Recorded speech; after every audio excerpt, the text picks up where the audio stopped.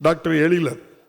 Official language act 1976, அதாவது ஒன்றிய அரசு மாநில அரசுகளுக்கு எந்த மொழியில் தொடர்பு கொள்ள வேண்டும் என்ற அரசியலமைப்பு சட்டத்தின் பிரிவு.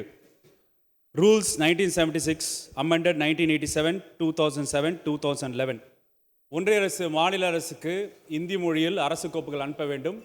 சில மாநிலத்துக்கு ஆங்கில மொழிகள் அளித்தால் அதோட டிரான்ஸ்லேஷன் ஒர்க் இந்தியில் இருக்க வேண்டும் என்ற நிலையை இந்த amendment act official languages act 1976 ரெண்டாவது பிரிவு என்ன சொல்வதென்றால், இந்த அரசியலமைப்பு சட்ட திருத்தம் official languages act 1976 shall extend to all of India except the state of Tamil Nadu.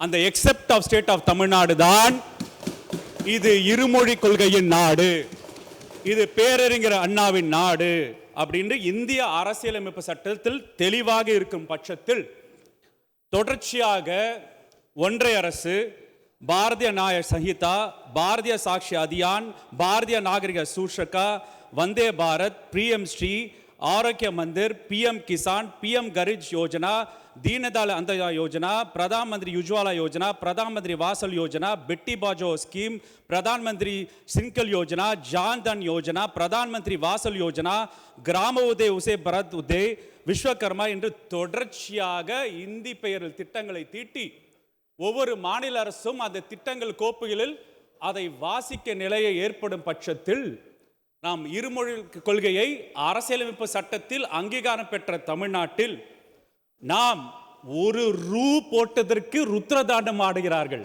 ஒரு ரூ போட்டவர்களுக்கு இவ்வளவு பல திட்டங்களை நம்ம இந்தி பெயரை திணித்து அந்த இந்தி பெயரை பயன்படுத்த விட்டால், உங்களுக்கு மும்மொழி கொள்கையை பயன்படுத்த விட்டால் உங்களுக்கு நிதி ஒதுக்கீடு செய்ய மாட்டோம் என்று சொல்வது எந்த விதத்தில் நியாயம்?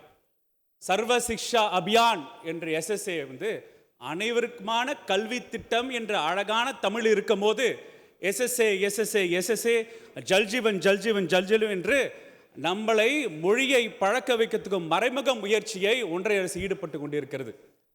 இந்திய ஆதிக்கத்துக்கு எதிர்ப்பாக களமளித்த தந்தை பெரியார் 1938 அறிக்கை விடுறாங்க.